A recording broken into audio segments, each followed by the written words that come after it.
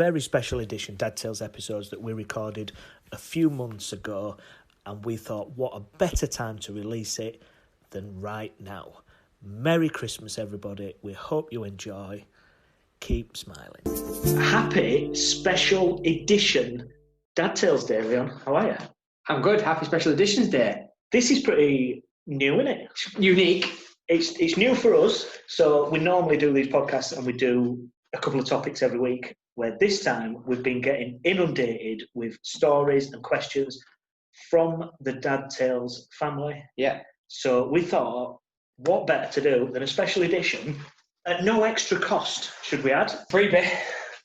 Like everything we do is free. An extra special edition of your questions that you've sent in. Thank you very much for those. And also, we've got a couple of stories to finish off at the end. Yep. So we've genuinely not seen what questions each other have got. No. So this is all kind of off the cuff. So bear with us when I'm going, And do bear in mind that these are our own opinions. Yeah, I was going to say, from the word go, we just need to stress, we're not necessarily right. This is what we think. Don't hold us to account if we say something you think that is immorally wrong. We're just trying to be good dads. And even like say, I think there's going to be a lot of times where we think, ooh. And we're still trying to be a bit light-hearted about it. Well, there is that, yeah. We're looking to admit, we're not perfect. We want to get better, which is why we do this sort of thing. We want to be better dads. We want to try and give advice to people who want to be better dads themselves. Yeah, and people in the same boat we are. Of course we are. We are just... And we've got a clue what's going on. We are winging every day. Right, so my first question to you, Leon, is what is the hardest thing? So this one is from Jenny, who's from County Durham in this sunny UK. What is the hardest thing about raising children? For me, it's got to be meeting their expectations. In the fact that teaching them what's right from wrong, but making sure you're not always saying no. I find that hardest thing because I don't want to be someone who just goes, no, you can't have that, you can't do this. There's got to be an element of, they've got to learn the boundaries. They've got to learn why we don't do things without me just going, no, that's it. And I think that's the hardest thing for me. Yeah, they've got to learn, though, that no is part of life. Yeah. As well, aren't they? Which is, it's that, I think the hardest thing for me is the juggling. It's juggling everything that you're doing, everything that they're doing from a physical point of view, but from like an emotional point of view. I know we've talked on the podcast about kids' emotions and things, but again, it's about them type of, that juggling of when's right to say yes, when's right to say no. Yeah. The other thing I find hard as well is, and it's something me being mindful not to do, is she'll have a different opinion to something than I will. Do you play good cop, bad cop? I'm good cop, she's bad cop, unfortunately. And it's not intentional, it's the fact that she's better at being stern. I am stupid and silly. But sometimes sometimes I'm quick to lash out. So I'll quickly lose my temper quicker than she will. But I'm probably quicker to then not hold a grudge. I don't want to say she holds a grudge either, but she's always bad cop. And I've got to be mindful that I don't cross the line of then the underminer. Yeah, and having fun and playing. And what she thinks is important, I'm not saying there's anything that I don't think is important, but it's making sure that I respect what she's doing for the kids to make sure I don't do that. And vice versa, she'll do the same. If I say no, then we've had a few times where I'll say no, then the kids will go ask mum, and then mum said yeah, and then I've gone, what have you done that for? And she's like, I didn't know they'd asked you. They do it to me sometimes as well. Just clever kids that they've figured that system out quite early doors. And I'm sure we've done that with our I did it all the time. Yeah. If I asked my dad for anything, he'd go, what was that? Yeah, cool, thanks. I didn't know your dad was German. He just looks at it. His beard. You can't understand him sometimes. But yeah, so I think the hardest thing for me is setting boundaries that are realistic, that they're going to achieve from that. Don't want to get too deep, if I'm honest, but I think that's the hardest thing for raising kids. Yeah, I think as well, for me, it's trying to be somebody that they look up to as well. Yeah. So it's doing things, like you said, doing things that are right, but then being able to see you, sometimes just being a bit vulnerable and not doing things that you want to do all the time. Yeah. You know, like you don't always want to go to work, but you have to go to work. The other day, so I did something and I said to Noah, don't be so stupid. And Ava was like, shouldn't say stupid, it's not a word, Dad. It's not very nice to call someone stupid. I was like, you know what? You're right. So set a learning curve for me. But it's nice that my kids will happily not pull me up on that, but keep me in line as well. Because if I'm setting a standard that we shouldn't say the word stupid because it's not nice, then if I say it absent-mindedly, I'm glad they've got the gumption to say, you don't say that, Dad. You told me not to say that, so why? So they hold me to task what I'd say as well, which I like.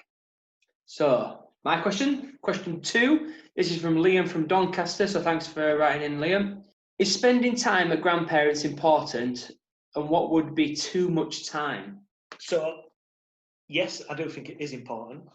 I think it's important that grandparents play a role in children's growing up.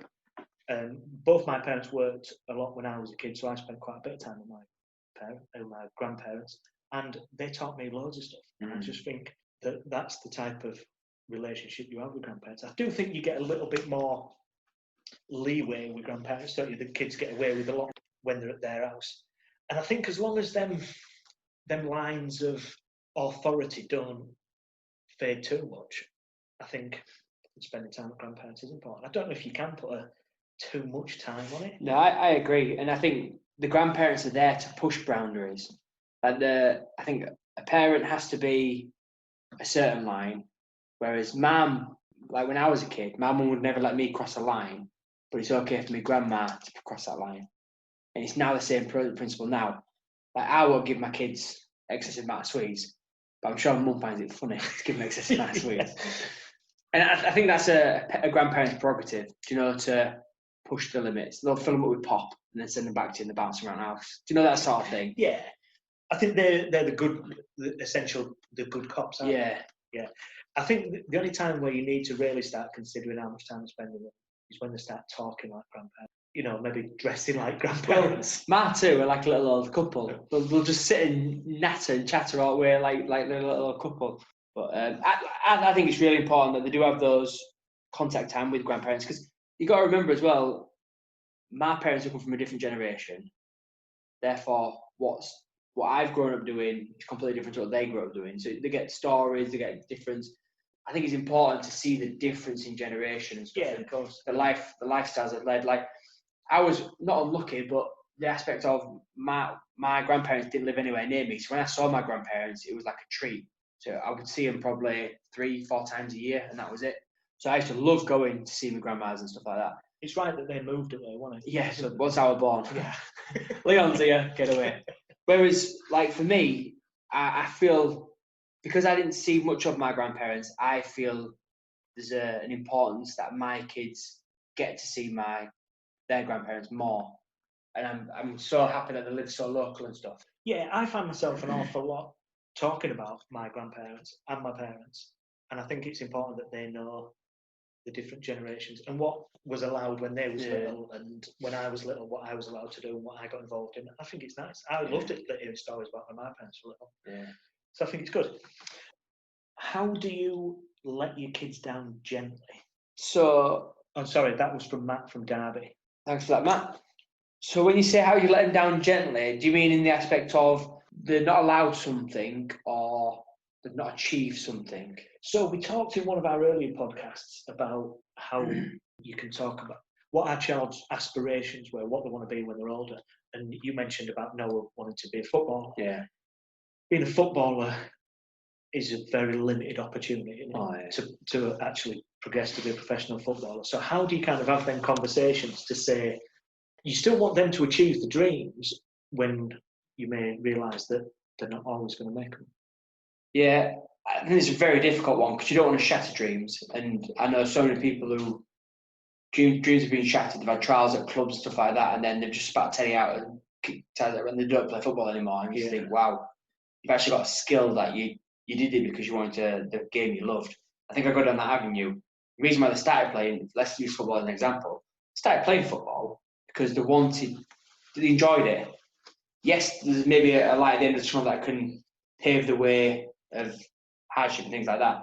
But they've still got to go back to the reason why they played it, because they love the sport. So I think that's got to be an element of letting them down. And then if you flip it around a little bit, for me, it's about setting the right level of expectations. So if you tell them that they're going to be a footballer, then it makes it 3 times as hard when they don't make it as a footballer. Whereas if you set the level low and they overachieve, sure, that's a much better life. So we've always said to our kids regarding like Santa and Father Christmas, make a list as big as you want, put as many things you want on there, but be mindful there's other kids in the world, so you can't expect to get everything because he has to spread all the toys out. So when their list has got things on it that's not arrived, we've already set the expectations of, yeah, I'm going to get everything. Yeah. And we also do the other thing as well is, say they want a toy and it's like 70 quid. Well, if we explain, okay, tell them how much it is and the value of it, when you can get this for like, say, £15, not too dissimilar what it is, but like rational bargain with them. And mine are quite open understanding of price and stuff. We do try and... Yeah, why do you want this amazing toy when you can have this lovely cardboard box? Exactly. Just use your imagination. This could be a rocket ship. Why do you want a plastic rocket ship? And the next thing I'm like, get out of my way, I'm planning a rocket. My go. Yeah. But yeah, like I said, I think it's just setting the expectations right. And I think a lot of people misinterpret it and make it hard for themselves by, if they have got a talent, then they home in on that talent too much, and the fact that they're living their dreams through their kids. Yeah, and I see that too much. And then when the dreams get shattered, it's devastating for the parent because they've set the bar so high, but it's worse for the child because they've been put on this pedestal that they're going to make it. Yeah, I think support them as much as you can till it comes to an end. Whether that be at a football club, whether that be in education, whether that be in employment, support them until it ends, and just be there if things do crumble out. It might not. There might be a David Beckham, a Cristiano Ronaldo, a Bill Gates, or whatever it might be. I feel like I'm supporting you on this banjo situation. I'd be very supportive that you're going to be playing this banjo. It's not a banjo. Let's not call it a banjo. It's a ukulele. Sorry. So I'm shouting your dreams already. Terrible support network you are. It's ukulele that. You ever know you can play. I get on with ukulele anyway. Next question. Keep going. Your question. So this is from Paul from Leeds. So once again, thanks for the question, Paul. It is, my son likes to play with dolls. Is this okay? He's 6. What's your on this? I'm quite modern dad, so I think it's absolutely fine. Yeah. I think just let children play. I think this is, I would much rather, we don't stereotype, but I'd much rather a boy be playing with a doll than not doing anything at all, or be stuck on an iPad or on the phone or just watching telly. I'd much rather imagination and that. See, and to be fair, with the spate of teenage pregnancies, it can only be a good thing that they're learning young. Yeah, they don't have to push a pram around. I find this so hypocritical. This not hypocritical, but you had figures as a kid, wrestling figures. Mm-hmm. They're not too dissimilar to a doll. Really, are they? It's all in context of, I mean, like, I had wrestling figures and stuff like that. They were near enough the same as a Barbie. Well, there was one. There was a piece of plastic that represented a person. I mean, like I say, I don't want to go down the old stereotypical route, but I think it's okay. I think girls want to play with cars, girls play with cars. If a girl wants to be a mechanic, girl can be a mechanic. I think we worry too much about that. Of course, yeah. What kids... Again, it's about the imagination, using the thoughts. I think the world has changed, though, massively for the better. That we are all open-minded and we're not... Yeah, I'd like to think so. I like to think so. Yeah, I mean, when I was a kid, girls never really played football. No, but my Ava actually loves football. Yeah, so you wouldn't stop her from doing that. No. Although no dances. I've already mentioned this. I wish I danced as a kid. I wish you did. you wouldn't have got me, because obviously the stereotype was boys didn't really dance. So you've been hard pushed to get me there. Whereas, like, at least now it's more open and there's boys dancing more, which obviously no one feels comfortable in that element. Which I'm so pleased there is, because, like I say, such a life skill. I think it's so important someone who can dance. Yeah, it's good. So envious. My question. So this one is from Danny from Leeds. How do I reduce the times my children are online? It's a tough one, isn't it? The way we go about online is, we're not against them being online, it's what they do with the online. So we found now that you got like time scale rock stars, things like that. So they think that they're doing something online. They're actually doing something very educational. BBC Bite Size, Have you been on there recently? So on there, there's like loads of games like Karate Cats, but it's all like maths or English. But they see it as they're online. They're too young mind to distinguish the two between what online is for Lexi, which is social media interactions. Mine are just like on the tablet doing educational things. Roblox we've got into now, thanks to that. Oh man, sorry mate. So that's the way it is at the moment. I don't think it's a bad thing being online. I just think it has to be monitored sensibly. So whenever mine comes to like a social media account, I think the ground rules are one of us, me or Amy, needs to have access, not for snooping or thingy, just to monitor what's going on. And education, like not scaring them, but be honest with them. There's people out there that are just wrong. Yeah, there's certain things that you do need to be aware of. Mine, obviously 8 and 15, my middle ones, youngest and middle one, we've done the 2-hour no tech challenge, so they're aware of that. One thing I'm mindful of now is not emphasising it so much, but right, we're going out, all of us leave our phones here, tablets are in the house, and we try and do it that way, trying to get out more and do it. There's no good getting them offline and then them sulking. You've got to get them offline to do something. Yeah, I think that's a big thing. I think people get it wrong as well sometimes. What they'll do is they'll say, right, you're not using the computer or whatever, then not give them something else to do. Because as a parent, we are busy, we're cooking, we're cleaning, we're doing things around the house, which is understandable. So sometimes it's easier to give them devices, but it's about finding times. If you're busy, then let them be on the device time. When you've got nothing to do or you're quiet yourself, then that's the time they should be on there. They should be doing something with you. It's just finding that balance. Yeah. Or be online together. Yeah. Do something online together. If you're doing stuff together, then at least that's better than, like you said, just them being off and having to like monitor things and stuff like that. So it's a difficult one because tech's part of our life as well now. Yeah. Kids do need to be aware of it. They do need to know what they're looking at online. And I know you like a poem as well. So for me, do you know, say like if you're busy around the house as a parent, but you don't want them online, give them a challenge or a task to do. So say, write me a poem about such and such. Write me a story about such and such. Well, I'm just putting the washing out and doing the housework. It can take about 30 minutes, right? In 30 minutes, I want something funny and inventive from you, whether it be a picture or something. So give them something to do. Yeah. That takes them away from that. I think that's the key in it, is replacing something with something else. Yeah, because like I say, I think more people just replace it and don't give an alternative. They just say, no, you can't have that.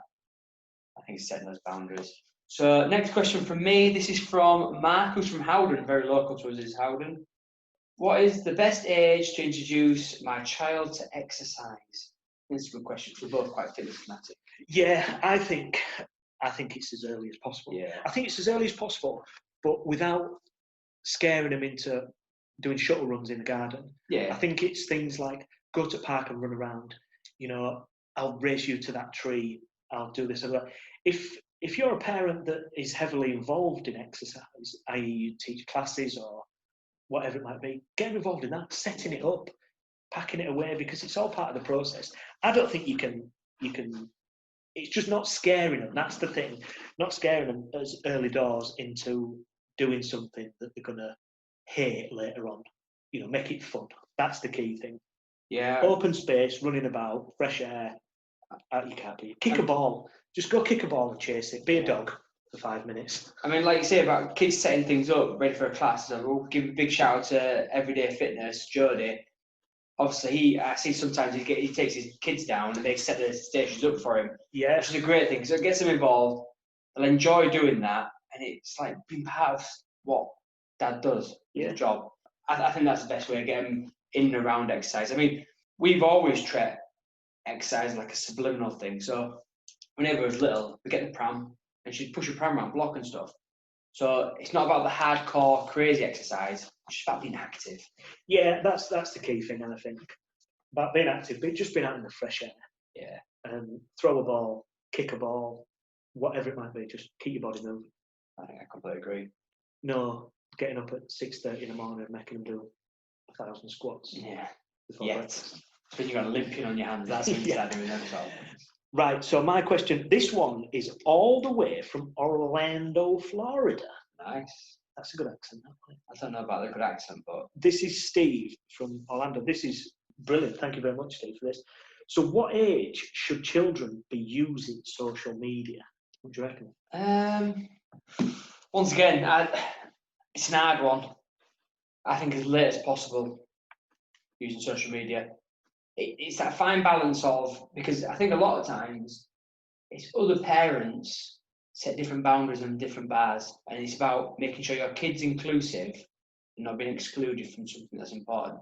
I think as well, certainly with youngsters, there's a lot of bad stuff online. Yeah, you know. Well, they don't understand. That's the thing. They don't see the naivety. They're too naive to understand someone's hidden agenda. And like I say, the bullying side of things, cyberbullying, and then obviously you've got the weirdos who will prey on those. It's finding that fine balance. And I know it's awful, but it's unfortunately the world we live in. It's about educating them to be aware of them sort of boundaries. So I'd say as late as possible. How late that is, I don't know. Your kids are older than mine. Mine are nowhere near social media age. What's yeah, well, age? Lexi's only just sort of moved into certain aspects of social media. I mean, again, it's just about making sure we monitor it right. Andy's obviously nowhere near it at the moment. There's obviously things that I say, obviously things like YouTube. They watch YouTube, but they don't have accounts, so they literally just watch it. It's not like the messaging or people leaving. I think that's part of it, and I think it's a great tool. Is social media if it's used right, but I think there's a lot of bad stuff. I think it's getting to an age where you can explain to them the negatives of it without scaring them too much. I just don't think there's any rush. I don't think, like you say, you want to try and keep them inclusive with things at school and with their friends and groups and stuff, but just don't see them edgy rushing. The thing I always find hard is, it always seems to be that somebody wants to be parent of the year, so they move the bar every time. So we had this with the Tooth Fairy. So if there's any kids, cover ears, please. So when I was growing up, the Tooth Fairy was, she gave you some money. It had to be something silver, because that was the whole story about Tooth Fairy. She gave you something silver. So pretty much anything silver, the biggest I'm getting is 50p. She thinks whatever. So my kids, inflation, I'm thinking a quid.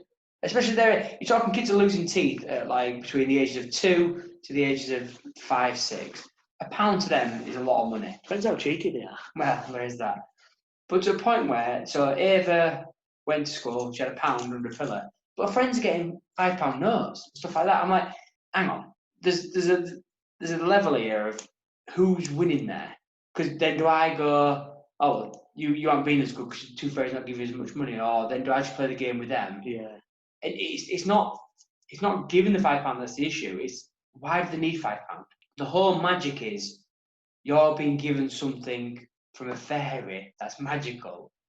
Do you get what I mean? Like, yeah. What's the point? Like, what child needs £5? If I was given £5, I could have been ripping my own teeth out. Exactly. But there's this bar that, and it's same with social media. All it takes is one person to put their kid on social media at 5, 6, they're quite active on social media. Then everyone's like, well, why are I on that? What makes that child better? What makes their parents parent of the year over you being? It goes back to setting them boundaries. Not always saying no, but why we say no? It's people's perception of what parent of the year is, because to me that's completely the opposite. Oh yeah, I'm completely with you. Yeah, but they're thinking, oh, brilliant, my little Johnny or little Jenny's on Instagram or whatever with their own little account, and I just don't see. We've said this loads of times on the podcast. Is that why are we in such a rush for our kids to grow up? Exactly. We don't need it. Let's just let them be kids for as long as they can possibly be kids. And the adult world is the social media world. Yeah. You know, I tell you what's a good line. Ask them what social is and what media is. If they can answer you what them two things are, they're old enough to be on it. Go on Google. Google will ruin it for us. Damn that Google. Right, have you got one more question? I have got one more question. My last question is from Claire from Woking, and she says, how do you handle tough behaviour attitude days? So, I have a walk and talk strategy. So I'll explain what I need to do, I need them to do, and then I'll walk away. And then I'll come back and see if it's been done. and then we'll repeat it again. We'll walk and we'll talk. Because I see no point in arguing. Yeah, we on that. I just think aggression meets aggression. I shout, they shout, we all shouting. Before you know it, we're in a eruption. So I think they realise when you've gone that they need to be doing something. So if you've asked them to get dressed, for instance, time to get dressed. This is what I need you to do. This is why I need you to do it. Go away and then come back and just repeat the process. How often do you come back and not done what you asked me to do? I put it this way: there's many times I've got my steps in for the day.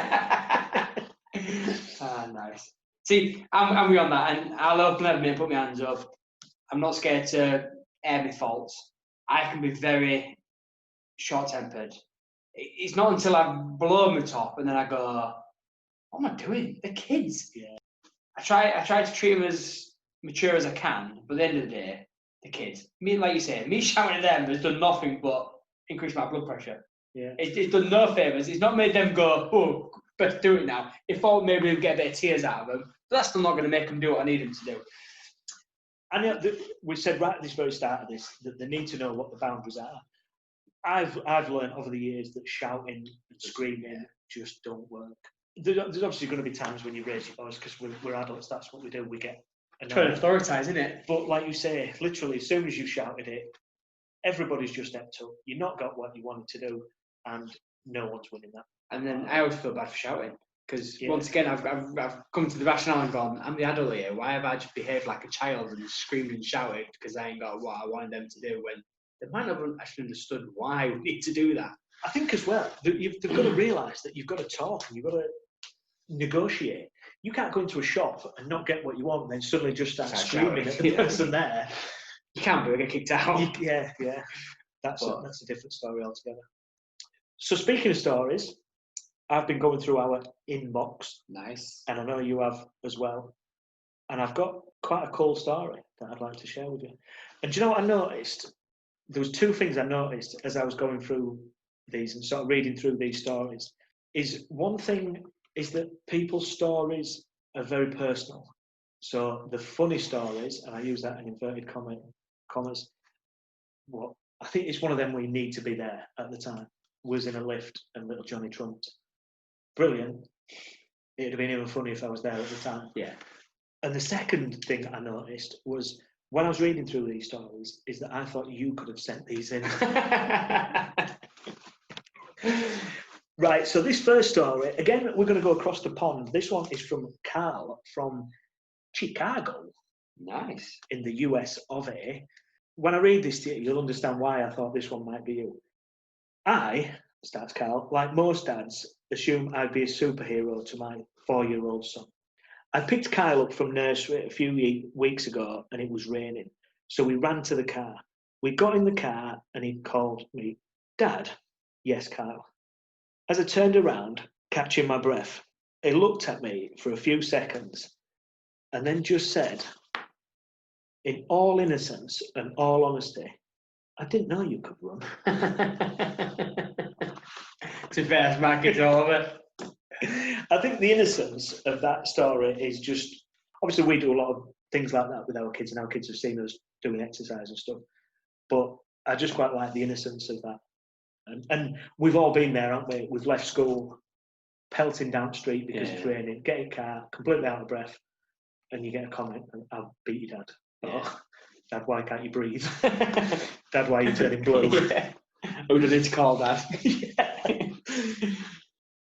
So I've got a funny story, and it's from Harriet, and she lives in Cheadle or Cheddle. Don't know if you pronounce that. Cheadle. We go Cheadle. I don't know what Cheadle is. Do you know what Cheadle is? It's near Cheddle, I think. We'll go with that. So apologies, Harriet, because I didn't know. I don't know where it is. So Harriet says when she had a child, she went through the conversation of talking to a child about where babies come from, and obviously belly gets bigger and things like that. I don't think it's to that extent. So what she said was she had a conversation with her daughter, and obviously passing on the fact that when you have a baby, your belly gets bigger, and obviously the baby's inside the belly.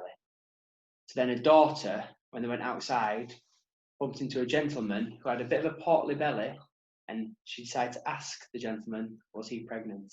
Oh, I love stories like that. I do. because I think they're so innocent from a kid. There's just such an innocence of them that they're not grasped, and then they've just gone, portly guy.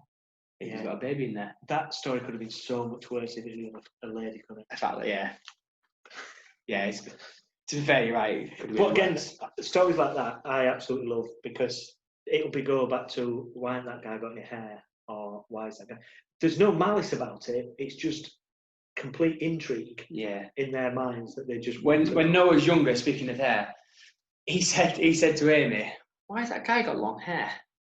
So obviously you don't really see many gentlemen with long hair, and he was inquisitive to say, why has that guy got long hair? So he must have been able to distinguish that he was a gentleman. Yeah. Maybe he had a great big beard as well.